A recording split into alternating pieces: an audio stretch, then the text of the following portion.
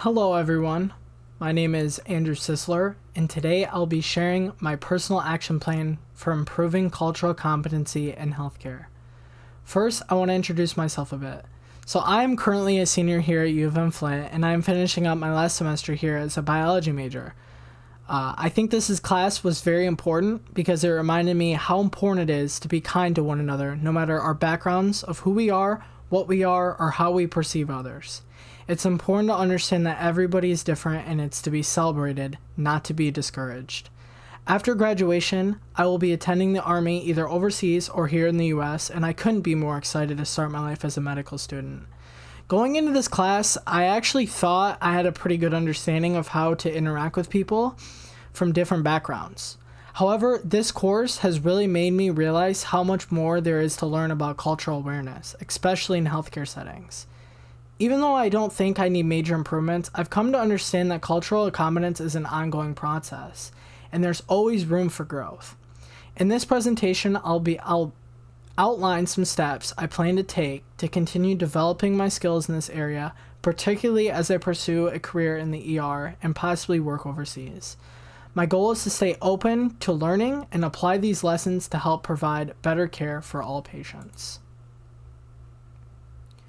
To start, I really want to dive deep into the definition of cultural competency and tell you why it's so important in healthcare. Cultural competency is the ability to understand, communicate with, and effectively interact with people across cultures. In healthcare, this becomes very important because we work with patients from various backgrounds, and understanding their perspective can really enhance the provided healthcare.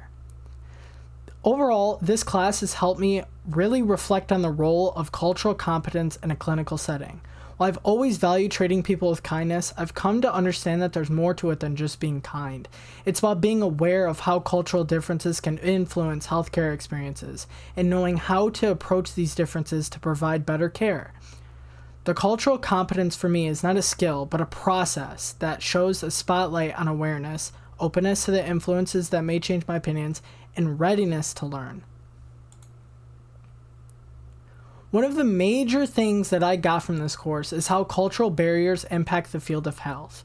I really had to think about how factors like language, religion, and even gender roles might impact patients and their experiences. Learning these really caught me off guard by how much attention we have to give those differences in an effort to build trust and provide better care. Another lesson that I learned was about privilege and socioeconomic status.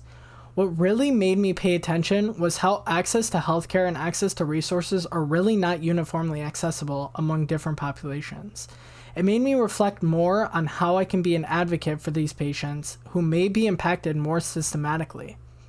Finally, the theme of disability and ableism was a bit personal to me because I have a brother with autism and a mother working in special education.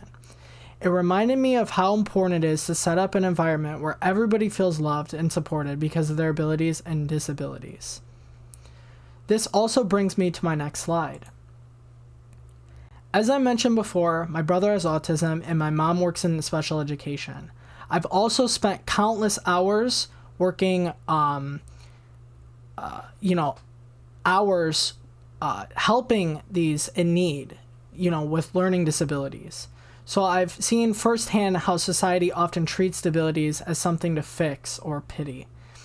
Reflecting on this topic in my journal made me think deeper about how ableism shapes not only societal views, but also personal interactions and institutional policies. One key insight from my journal was realizing that disabilities aren't always visible. Conditions like PTSD or chronic illnesses are often overlooked but are just as impactful.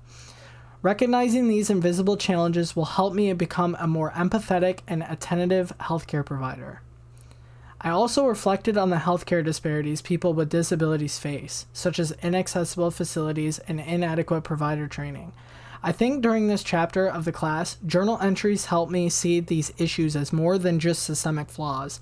They're real barriers to quality care. This motivates me to advocate for changes that make healthcare more inclusive and equitable to all people. One of the most valuable lessons from this course is really understanding how cultural influences health outcomes. Often, we tend to oversimplify culture in healthcare. usually only thinking about it in terms of race or ethnicity. But this narrow view doesn't capture all the ways culture affects things like behavior, decision making, and even access to care. In my journals, I often reflected on how important it is to move beyond those stereotypes. I mean, things like traditional practices or language barriers can definitely affect a patient's care. But I also think larger issues such as poverty or systemic inequality are even bigger factors. Recognizing all these layers is key to addressing health disparities in a meaningful way. As I prepare for a career in the ER, I realized that respecting patients' cultural values and needs is essential. I also think that this will help me build trust with patients and provide better, more inclusive care. Plus, it'll allow me to advocate for more equitable treatment in the healthcare system overall.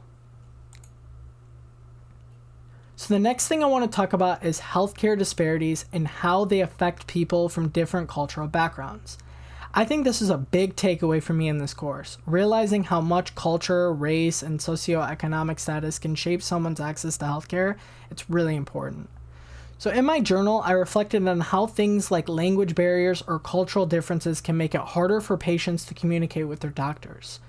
But at the same time, I also learned that things like poverty and lack of education have an even bigger impact on somebody's ability to get care. It's not just about speaking the same language.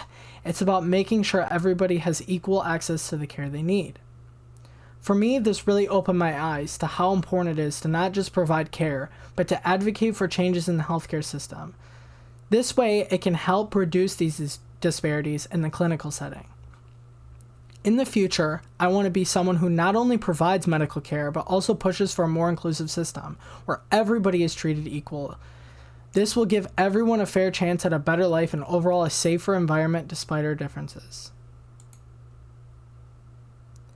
For my personal action plan, and probably the most important slide of them all, I want to take steps that directly apply cultural competence in healthcare, specifically incorporating the lessons we've learned in this course.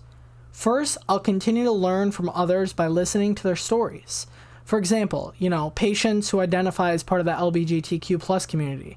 I'll be mindful of their identities and avoid making assumptions about their gender or sexual orientation. It's important to respect their pronouns and how they choose to express themselves.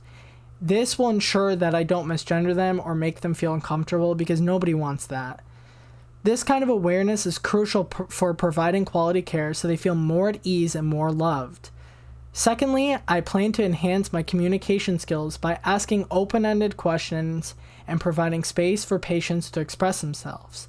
This is especially important when working with people from marginalized communities who might feel their voices aren't always heard. I also want to educate myself about the unique healthcare challenges faced by specific populations, like those who face cultural barriers or socioeconomic disadvantages. I think this will allow me to offer more personalized care and to be an advocate for patients who need extra support. Finally, I'll commit to self-reflection and challenging my own biases, especially when it comes to issues like gender, disability, or race. As we learned in this course, cultural competency is not just a fixed skill, but a continuous process. So I plan to consistently check myself and make sure I'm treating every patient with the respect they deserve. To wrap things up, my action plan is all about taking what I've learned and making it something real, something that will help me be a better healthcare provider. Cultural competency isn't a one-time thing, and it's not just about knowing facts. It's about actively practicing awareness, empathy, and respect for everyone every time I interact with a patient. By listening to the patient's stories, respecting their identities, and communicating better, I'll build trust. And trust is everything in healthcare. When patients trust me, they're more likely to share what's really going on with them, which leads to better care and better chances of survival. The point of my action plan is to also help me advocate for patients who might face extra challenges because of cultural or social barriers. It's not just about knowing these barriers exist, it's about doing something about them. I want to be someone who helps break down those barriers so all patients get the care they deserve. And of course, self-reflection is key. Checking my own biases and continuing to grow will make sure I stay open-minded and fair. Cultural competency isn't something you just learn once. It's a lifetime process of learning and adapting. So in the end, the action plan matters, especially to me, because it's all about creating a healthcare expression that's more than just treating a person's symptoms. It's about making sure everybody feels valued, heard, and cared for, which is what every patient deserves. Thanks for listening. If you have any questions, feel free to reach out, and yeah.